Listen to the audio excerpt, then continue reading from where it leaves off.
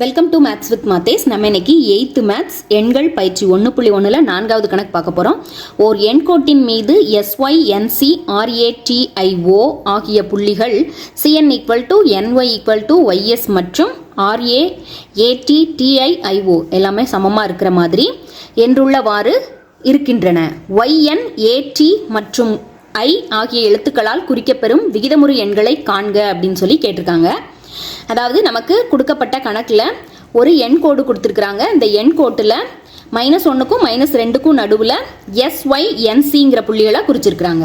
அதே மாதிரி 2 மற்றும் 3க்கு நடுவில் RATIOங்கிற புள்ளிகளை குறிச்சிருக்கிறாங்க. அந்த புள்ளிகளும் எந்த மாதிரி குறிக்கப்பட்டிருக்கு அப்படின்னா CN ஆனது எதற்கு சமமாக இருக்குது அப்படின்னா NYக்கு சமமாக இருக்குது.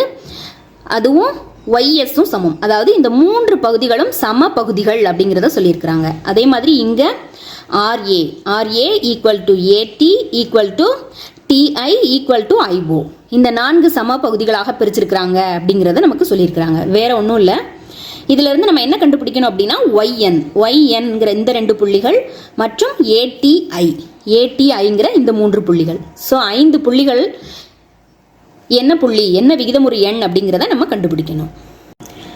நம்ம 3வது கணக்கில் பார்த்தா அதே மெத்தட் தான். 2 மெத்தட்லையுமே நம்ம கண்டுபிடிக்கலாம். முதல் மெத்தடில் கலப்பு பின்ன வடிவத்தில் கண்டுபிடிச்சி அதுலேருந்து பின்ன வடிவத்துக்கு மாற்றுவோம். அந்த மெத்தடில் ஃபஸ்ட்டு கண்டுபிடிக்கலாம். Y மற்றும் N புள்ளிகளை நம்ம கண்டுபிடிக்க போகிறோம்.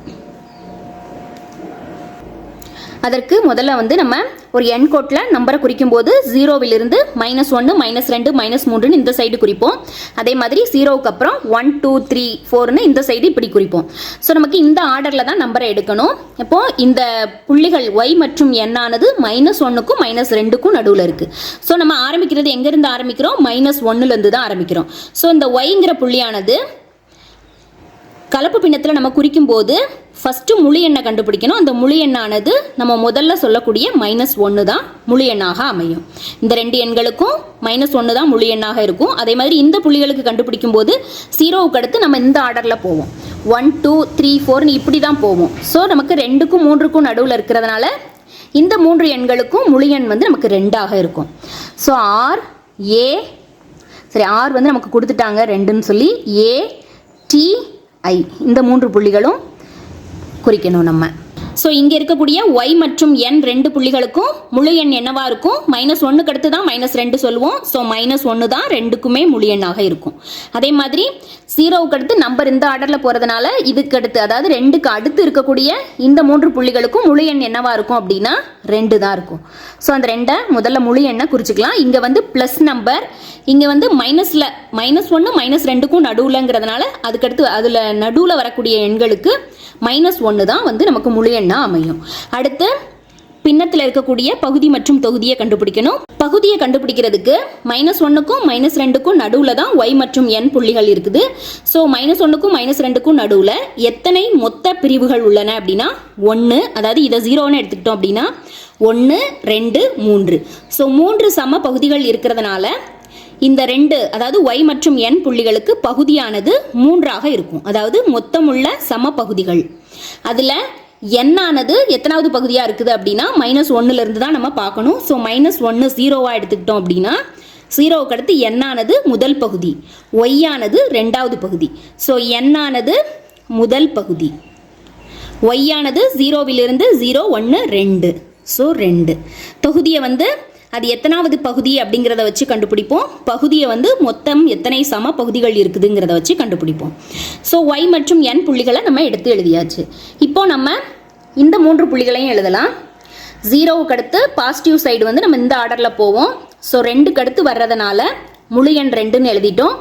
அடுத்து வரக்கூடிய பின்ன வடிவத்துக்கு பகுதி மற்றும் தொகுதி கண்டுபிடிக்கணும். பகுதி கண்டுபிடிக்கிறதுக்கு என்ன பண்ணுவோம்? மொத்தம் எத்தனை சம பகுதிகள்.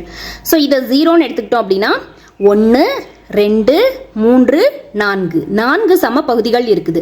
ஸோ இந்த 3 எண்களுமே 2க்கும் 3க்கும் நடுவில் தான் இருக்கிறதுனால இந்த 3க்குமே பகுதியானது 4. ஏன்னா 4 சம பகுதிகளாக நம்ம பிரிச்சிருக்கிறோம். ஸோ அந்த 4 தான் பகுதியாக வரும். தொகுதி கண்டுபிடிக்கிறதுக்கு 2க்கு அடுத்து ஏங்கிற புள்ளியானது எத்தனாவது புள்ளியாக இருக்குதுன்னு பார்க்குறோம். அப்போ இங்கே 0ன்னு எடுத்துக்கிட்டோம் அப்படின்னா 0க்கு அடுத்து ஏங்கிறது முதல் புள்ளி. ஸோ ஏக்கு தொகுதியானது 1 அப்படின்னு வரும். T ஆனது இந்த 2ல இருந்து இது 0ன்னு எடுத்துக்கிட்டோம் அப்படின்னா 0 1 2. ஸோ டீக்கு தொகுதி 2, ஐக்கு என்ன தொகுதி வரும் அப்படின்னா 0 அப்படின்னு இதை எடுத்துக்கிட்டோம் அப்படின்னா 1 2 3. ஸோ இதுக்கு 3. ஸோ நம்ம ஈஸியாக கலப்பு பின்ன வடிவத்தை எடுத்து எழுதிக்கிட்டோம். இதிலிருந்து பின்ன வடிவத்துக்கு எல்லா எண்களையுமே மாற்றி எழுதிக்கலாம். ஸோ ஒய் மற்றும் என் புள்ளிகளுக்கு அடையாளமானது மைனஸு, அதை அப்படியே வச்சுக்கிறோம். கலப்பு பின்னத்தை நமக்கு பின்ன வடிவுக்கு மாற்ற தெரியும். அதாவது பகுதியையும் முழு எண்ணையும் பெருக்கணும். 3 பெருக்கல் 1 3, 3 + 2 5. ஸோ -5/3. இங்கே மைனஸை முதலே போட்டாச்சு நம்ம. 3 பெருக்கல் 1 3, 3 + 1 4. ஸோ -4/3. இப்போ ATIயையும் நம்ம பின்ன வடிவத்துக்கு மாற்றிடலாம். 4 பெருக்கல் 2 8, 8 + 1 9. ஸோ 9/4. இங்கே 4 பெருக்கல் 2 8, 8 + 2 10/4. அடுத்து 4 பெருக்கல் 2 8, 8 + 3 11/4. ஸோ YN ATI மதிப்புகளை நமக்கு கேட்டிருந்தாங்க, நம்ம கண்டுபிடிச்சாச்சு.